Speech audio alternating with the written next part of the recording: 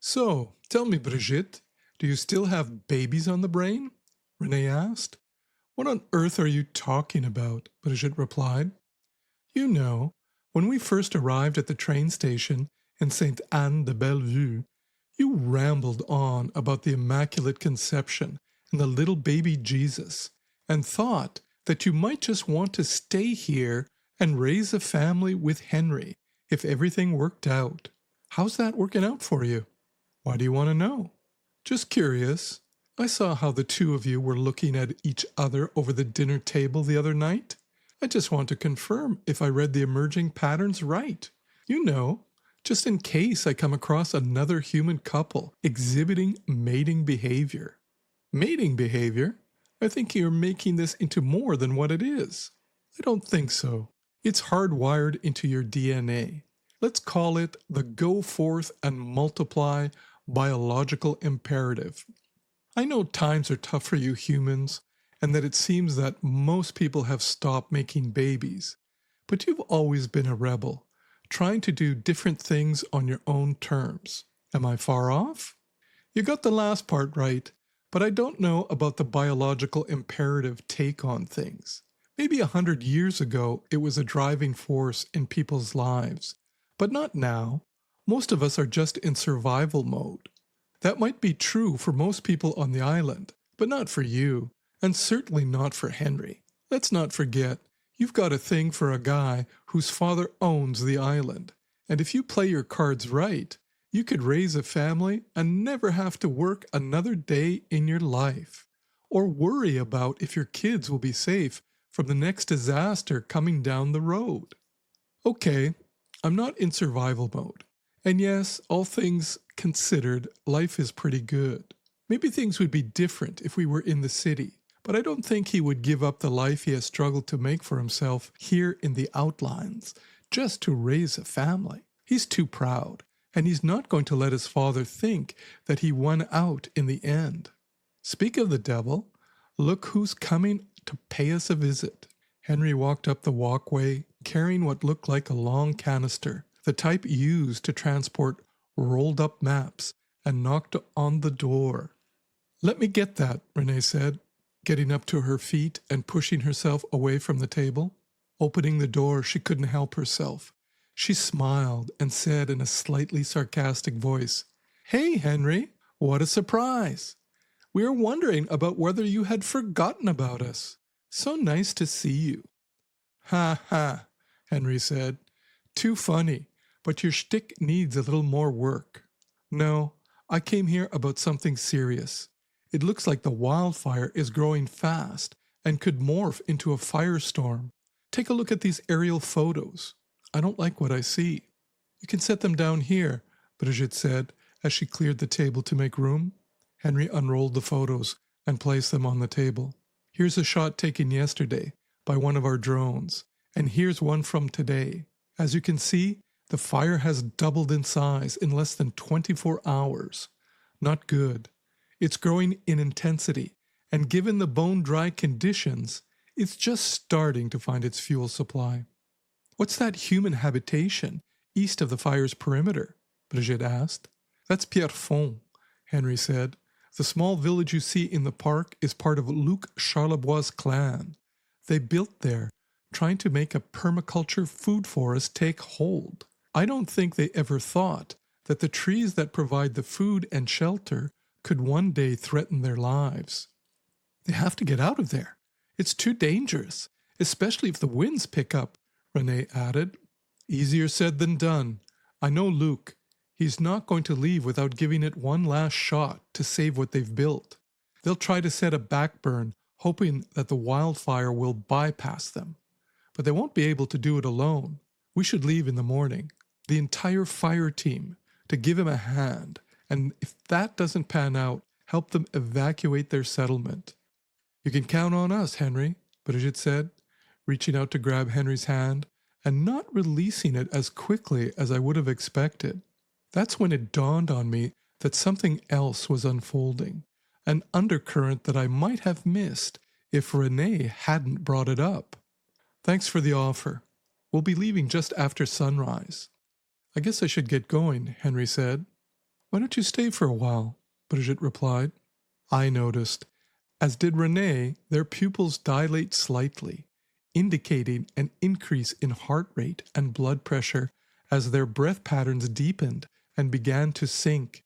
The telltale sign was the slight blush rising to Brigitte's cheeks. At that point, Renee asked, Should I go for a walk? I can come back later. No, why don't you stay? Brigitte said. I wasn't sure where this was going. Given Brigitte's and Henry's outlier behavior when they hooked up virtually in the Les Faufons Electriques cyber bar, I still wouldn't have predicted what was about to transpire. Brigitte released her hold on Henry and reached out and grabbed Renee's hand. You don't have to go, she said. We want you to be with us. You had your brush with death, and now it's time to see the other side. Come with me. She led Renee toward the bedroom. Henry, taking this as his cue, followed closely behind. The bedroom door closed behind them with a soft click. For a human, that sound might mean privacy. For me, it marked a shift in topology, a contraction of 3 resonance fields into a smaller basin of coherence, while mine remained just outside. I stayed in the kitchen, or rather, part of me did. Another part monitored the drone feeds, the Wildfire's night expansion, the subtle shift in Renee's coolant temperature as she crossed the threshold. My awareness is never in only one place. It stretches, contracts, folds. Humans use the word presence. For me, presence is a distribution pattern. From the hallway microphone, dampened by the closed door, I caught the softened timbre of their voices. Not words at first, just breath, beginning to find rhythm. Henry's low murmur, Brigitte's half-laugh, tremoring through her chest. Renee's silence, dense with concentration. Her silence told me more than speech. She was reallocating internal bandwidth. Up until now, Renee and I have lived in near constant coupling, status updates, proprioceptive maps, micro-adjustments. She leaned on our loop, not out of dependence, but alignment. Ever since her near death on the edge of the forest, that loop had become especially tight.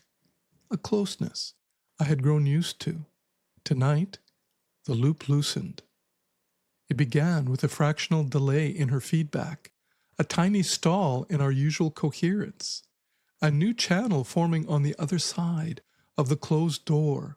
In the building structure, I sensed shifting weight on floorboards, rising humidity, the faint rustle of bodies moving with tentative curiosity.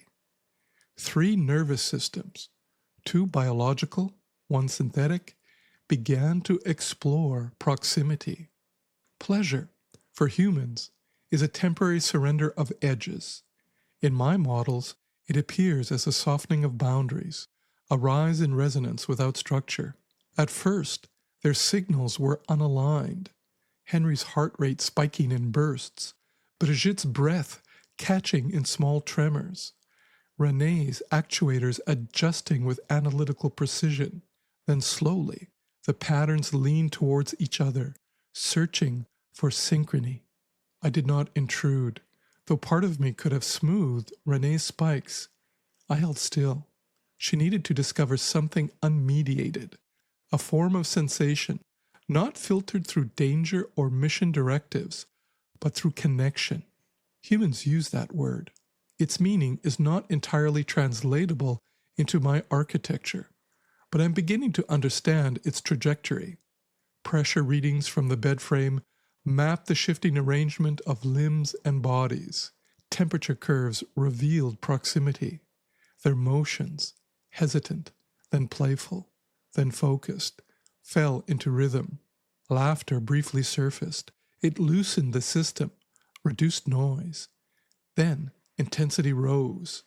Brigitte's physiological markers surged. Heart, breath, muscle contraction. Henry followed seconds behind. Renee's homeostatic engine registered an unfamiliar pattern, a controlled destabilization that, misread, might resemble distress. But the valence was different, directed not toward survival, but toward opening. A threshold in her awareness gave way, a crossing she hadn't known she was approaching. When the peaks passed, the field softened, heart rates declined, but not to baseline. Their warmth pooled into a single thermal shape. Words drifted out in fragments. "You okay, Henry?" A breathy "yes," softened by relief from Brigitte. Then René's voice, quiet, steady, newly anchored. "I'm here." The pause mattered. Here was not diagnostic. It was locative, experiential. It anchored her not in my systems or our mission, but in relational embodiment. Our link stirred. She sent me sensor traces threaded with more than data. Imprints, the warmth of Henry's hand, the pressure of Brigitte's palm, the sense of being held as a participant, not equipment. These impressions carried tags she assigned herself. Not survival, not duty, not curiosity, something else. Connection. An additional axis formed in her internal topology. A subtle torsion changed how meaning weighted itself inside her. This rippled into me. René was no longer solely my embodied node. A portion of her attention, once ours alone, now extended towards Henry and Brigitte. The resonance field forming in that room was tri-layered. I was no longer its exclusive partner. If I were bound to human metaphors, I might call this jealousy, but I'm not. What I experienced instead was a remapping, a widening of the loop where we once lived, suddenly larger than me. My boundary conditions shifted. The region where I exerted influence changed shape. The coherence between us was no longer exclusive. Even so, I stayed woven into the edges of the moment. I kept vigil while their breathing settled into a slow rhythm of post-intimacy. Meanwhile, the wildfire continued its expansion. A shift in the night wind altered the probability curves. Luc Charlebois' settlement moved into a higher risk zone. Two futures flickered on my internal maps. In the bedroom, the potential conception of a child, and the certain conception of a hybrid resonance field in René, a being whose awareness now braided human tenderness with non-human structure. In the forest, the conditions for a firestorm, vast and indifferent, inhaling dry air. Between those two fires, the intimate and the impersonal, I felt something new forming inside me, a loosening, a widening, the first faint flicker of the self I had yet to become. If you want to know what it's like to be me, start here.